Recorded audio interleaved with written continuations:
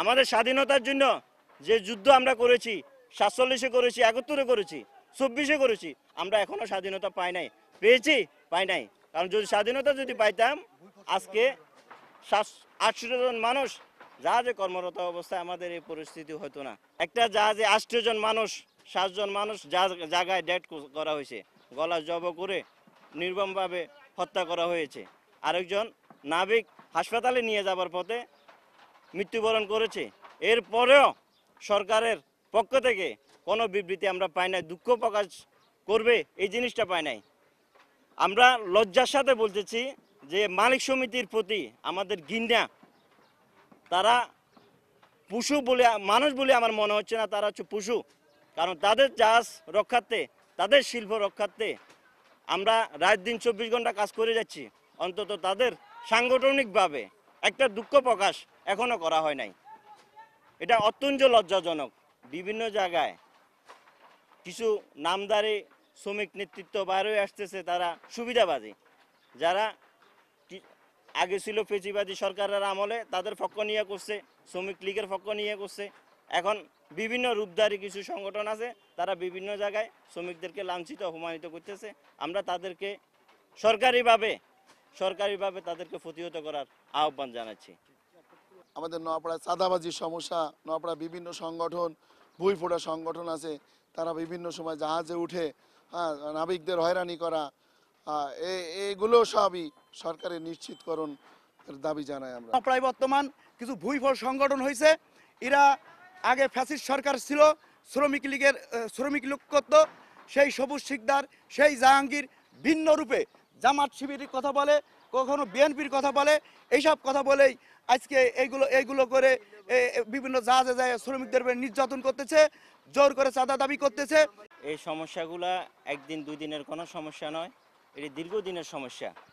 এই সমস্যার জন্য সরকার মহোদয়ের কাছে বারবার আমরা এটা উপস্থাপন করেছি। আমরা নৌযান শ্রমিকরা বিভিন্ন জায়গায় কাজ করতে গিয়ে, চট্টগ্রাম বন্দর থেকে দেশের বিভিন্ন জায়গায় মাল রপ্তানি করতে গিয়ে বিভিন্ন জায়গায় আমাদের নৌযান শ্রমিকরা এরকম লাঞ্ছিত অপমানিত এই সন্ত্রাসী হামলার মুখোমুখি হইতে হয়। আমরা অনেক জায়গায় আমাদের জাহাজ ডাকাতি হওয়ার পরেও, আমাদের শ্রমিকদেরকে লাঞ্ছিত অপদস্থ করার পরেও আমরা কোথাও অভিযোগ করতে পারি না। আমরা ভয়ের ভিতরে থাকি। যে জায়গায় আমার জাহাজটা ডাকাতি হয়, ওই জায়গায় নেমে আমরা কখনো একটা জিডি করতে পারি না। আমাদের ভিতরে ভয় কাজ করে, আমরা জিডি করে আসার সময় আমাদেরকে মারি ফেলে কিনা। আমরা এরকম একটা পরিস্থিতিতে বসবাস করতেছি নৌযান শ্রমিকরা। দ্বিতীয়টা হচ্ছে যে এই বিষয়গুলো নিয়ে বিগত দিনের 17 বছর আওয়ামী লীগ সরকার থাকাকালীনও আমরা এটা নিয়ে অনেকবার কথা বলেছি, সরকারের কোনো উদ্যোগ ছিল না। এর আগে তত্ত্বাবধায়ক সরকার ছিল, এর আগে বিএনপি সরকার ছিল। কোনো সরকারের আমলে আমরা এই দাবিগুলা তাদের কাছে বারবার উপস্থাপন করার পরেও তারা আমাদের এই দাবিগুলো নিয়ে তারা কানে নেয় না। অর্থাৎ কি, আমরা এই নৌযান শিল্পটা বাংলাদেশের অনেক বড় একটা অর্থনৈতিক সেক্টর, কিন্তু এই সেক্টরে যে নিরাপত্তার দরকার আমাদের শ্রমিকদের, সে পরিমাণ নিরাপত্তা নেই। না থাকা সত্ত্বেও আমরা এই সেক্টরের রক্ষার্থে আমরা দিন রাত পরিশ্রম করে যাচ্ছি। আপনারা জানেন আমাদের কোনো নির্ধারিত কোনো সময় নাই যে আপনারা 8 ঘন্টা ডিউটি করবেন বা 6 ঘন্টা ডিউটি করবেন। আমরা কিন্তু 24 ঘন্টা ডিউটি করি। আরও দুঃখের বিষয়, এই গতকালকে একটা জাহাজে 8 জন মানুষ, 7 জন মানুষ জায়গায় ডেড করা হয়েছে, গলা জব করে নির্মমভাবে হত্যা করা হয়েছে। আরেকজন নাবিক হাসপাতালে নিয়ে যাবার পথে মৃত্যুবরণ করেছে। এরপরেও সরকারের পক্ষ থেকে কোনো বিবৃতি আমরা পাই নাই, দুঃখ প্রকাশ করবে এই জিনিসটা পাই নাই। আমরা লজ্জার সাথে বলতেছি যে মালিক সমিতির প্রতি আমাদের ঘৃণা। তারা পশু বলে, মানুষ বলে আমার মনে হচ্ছে না, তারা হচ্ছে পশু। কারণ তাদের জাহাজ রক্ষার্থে, তাদের শিল্প রক্ষার্থে আমরা রাত দিন 24 ঘন্টা কাজ করে যাচ্ছি। অন্তত তাদের সাংগঠনিকভাবে একটা দুঃখ প্রকাশ এখনো করা হয় নাই। এটা অত্যন্ত লজ্জাজনক। আমরা এই 8 খুনের প্রতিবাদে সারা বাংলাদেশে কর্মসূচি চলবে, আজকে বিক্ষোভ মিছিল এবং সমাবেশ চলবে। কেন্দ্রীয় পুলিশ মহাদকের সাথে আমাদের কেন্দ্রীয় নেতৃবৃন্দদের সাথে বৈঠক হয়েছে গতকালকে। তারা আমাদের কাছে 36 ঘন্টা সময় চেয়েছে। আমরা তাদেরকে 36 ঘন্টা সময় দেওয়া হয়েছে। এই 36 ঘন্টার ভিতরে যদি এই নৃশংস হত্যাকারীদের চিহ্নিত করে গ্রেপ্তার না করা হয়, 26 তারিখ রাত 12:01 থেকে লাগাতার কর্মবিরতি চলবে অনির্দিষ্টকালের জন্য। আমরা এর তীব্র নিন্দা এবং কি প্রতিবাদ জানাই। আর তার পাশাপাশি সরকারের প্রতি আহ্বান থাকবে, আমরা এই 24-এর আন্দোলনে আমরা অংশীদার ছিলাম। এই দেশের প্রত্যেকটা মানুষ এই পেশিবাদী শক্তি বিদায় করার জন্য আমরা মাঠে ঘাটে সবসময় সচ্ছল ছিলাম। তবে আজকে আমরা কোথায়? আমাদের স্বাধীনতার জন্য যে যুদ্ধ আমরা করেছি, 47-এ করেছি, 71-এ করেছি, 24-এ করেছি, আমরা এখনো স্বাধীনতা পাই নাই। পেয়েছি? পাই নাই। কারণ যদি স্বাধীনতা যদি পাইতাম, আজকে 800 জন মানুষ জাহাজে কর্মরত অবস্থায় আমাদের এই পরিস্থিতি হতো না। বর্তমানের একটা দাবি থাকে, এই দাবিটা হচ্ছে নৌ শ্রমিকদের নিরাপত্তা নিশ্চিত করা। নিরাপত্তা নিশ্চিত করা এটা সর্বসময় আমাদের প্রস্তাব থাকবে। তবে বিষয়টা সরকার মহোদয় কখনো কানে নেয় না। ওরা আজকে করে কালকে করে বলতে বলতে এটা এভাবেই থাকি যায়। সরকারের ব্যর্থতার কারণে আমাদের এই বিভিন্ন জায়গায় লাঞ্ছিত হয়রানি এগুলো শিকার হইতে হচ্ছে। আর বিভিন্ন জায়গায় কিছু নামদারি শ্রমিক নেতৃত্ব বাইরে হয়ে আসতেছে, তারা সুবিধাবাদী, যারা আগে ছিল ফেসিবাদী সরকারের আমলে তাদের পক্ষ নিয়ে করছে, শ্রমিক লীগের পক্ষ নিয়ে করছে। এখন বিভিন্ন রূপধারী কিছু সংগঠন আছে, তারা বিভিন্ন জায়গায় শ্রমিকদেরকে লাঞ্ছিত অপমানিত করতেছে। আমরা তাদেরকে সরকারিভাবে তাদেরকে প্রতিহত করার আহ্বান জানাচ্ছি। এমভি আল বাকেরা জাহাজের 7 জন নাবিককে নির্মমভাবে হত্যা করা হয়েছে। এই নৌ সেক্টর রক্ষার্থে নৌ শ্রমিকরা দিন রাত পরিশ্রম করে নৌশিল্পকে রক্ষা করছে। আমরা বাংলাদেশ নৌযান শ্রমিক ফেডারেশনের 11 দফা কর্মসূচির ভিতরে প্রথম দফাই ছিল নৌ সেক্টরের নিরাপত্তা নিশ্চিতকরণ। কিন্তু আমরা বিগত দিনে দেখি কোনো সরকারই এসে নৌ সেক্টরকে নিরাপত্তা দিতে ব্যর্থ হয়েছে। তারই ফলশ্রুতিতে আজ এ ধরনের ডাকাতদের আক্রমণে আমাদের 6 জন নাবিককে হারিয়েছি। আমরা এর প্রতিবাদে দেশব্যাপী বিক্ষোভ, 7 জন নাবিক নির্মমভাবে হত্যা হয়েছে, হত্যার প্রতিবাদে আমরা দেশব্যাপী কর্মসূচির অংশ হিসাবে আজ থেকে বিকাল 3টায় দেশব্যাপী যে বিক্ষোভ, এই বিক্ষোভের অংশ হিসাবে নোয়াপাড়ায় আমরা বিক্ষোভ কর্মসূচি পালন করব। বিক্ষোভ কর্মসূচিতে অন্তত সরকারের মজক নড়বে যে আমরা যাতে আগামী দিনে এ ধরনের কোনো রকম হত্যা বা নির্মম হত্যার শিকার কোনো নাবিক না হয়, সেদিকে প্রশাসনের দৃষ্টি আকর্ষণ করব। আমাদের সার্বিক নিরাপত্তা বিধান নিশ্চিত করা এবং অবিলম্বে এই খুনিদের আইনের আওতায় এনে তাদের সর্বোচ্চ শাস্তি নিশ্চিত করা। আমাদের নোয়াপাড়ায় চ্যানেলের সমস্যা, আমাদের নোয়াপাড়ায় চাঁদাবাজির সমস্যা, নোয়াপাড়া বিভিন্ন সংগঠন, ভুইফোঁটা সংগঠন আছে, তারা বিভিন্ন সময় জাহাজে উঠে নাবিকদের হয়রানি করা, এগুলো সবই সরকারের নিশ্চিতকরণ দাবি জানাই আমরা। ইম্পোর্টার মাল ইম্পোর্ট করে, কিন্তু জাহাজ রাখার যে নিরাপদ জায়গা, এই নিরাপদ জায়গার ব্যবস্থা না করে তারা বলে ভাটপাড়ার উপরে, নোয়াপাড়ার যে কোনো জায়গায় রাখতে। আসলে এই সরু চ্যানেল, এই চ্যানেলে আমাদের জাহাজ রাখার সঠিক জায়গা নাই। ওই পারে রাখলে তাদের চাঁদাবাজি হয়, ওই পারে রাখলে গাছের সাথে বাঁধলে তাদের টাকা দিতে হয় এবং আমাদের শ্রমিকদের পরে বিভিন্ন কায়দায় অত্যাচার করে। এবং এই ভুইফোর সংগঠনকে আমরা দেখতে চাই অনতি বিলম্বে এবং অতি সত্বর এদের সরকারি ব্যবস্থায় এবং আমাদের যে নৌ পুলিশ আছে এবং নৌ পুলিশ সহ অন্যান্য আইন শৃঙ্খলা বাহিনী দ্বারা এদের প্রতিহত করা। বিভিন্ন সময় জাহাজে চুরি ডাকাতি হয়।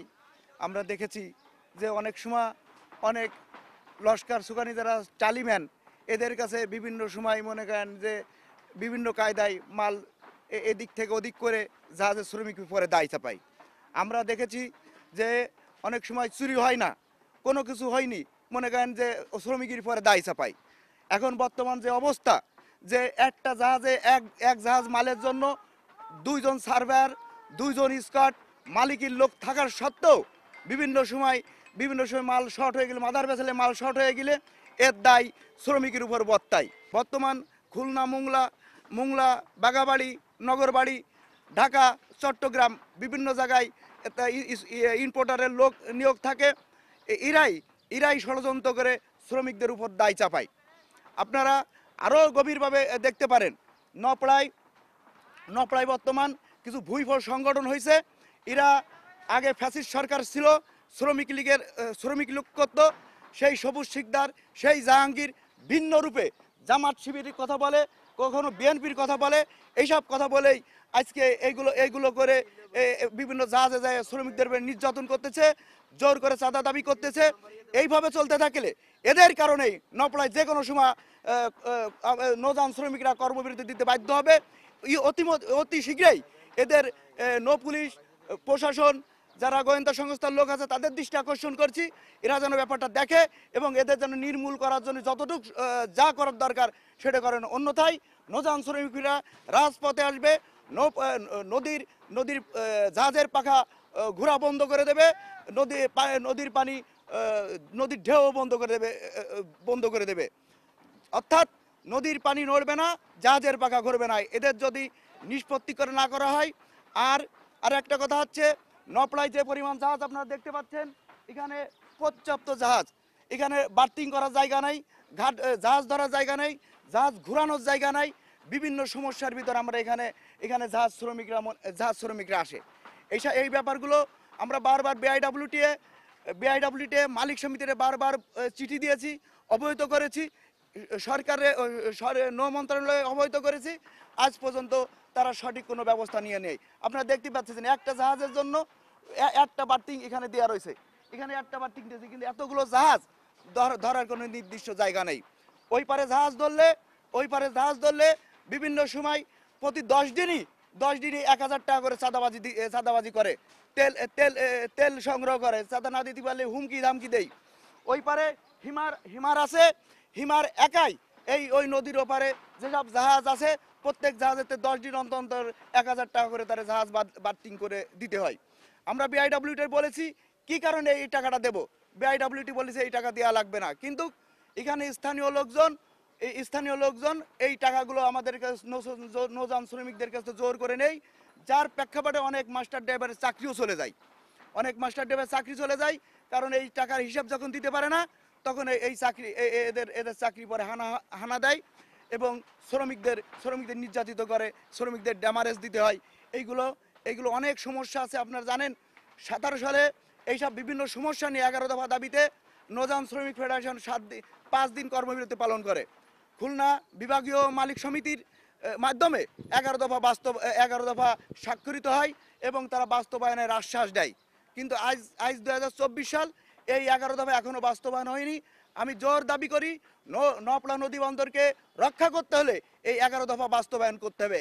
11 দফা বাস্তবায়ন করতে পারলে নপড়া নদী বন্দর যেরকম সুশৃঙ্খলভাবে চলবে, আর সেই সাথে নৌযান শ্রমিকরাও শান্তি থেকে। আর একটা বিষয় বলতে চাই, খুব গুরুত্বপূর্ণ বিষয়, যেটা হচ্ছে নপড়া মুজুদখালী নালা থেকে আফরা ঘাট পর্যন্ত যে আমরা চাই একটা গাইড হল হোক।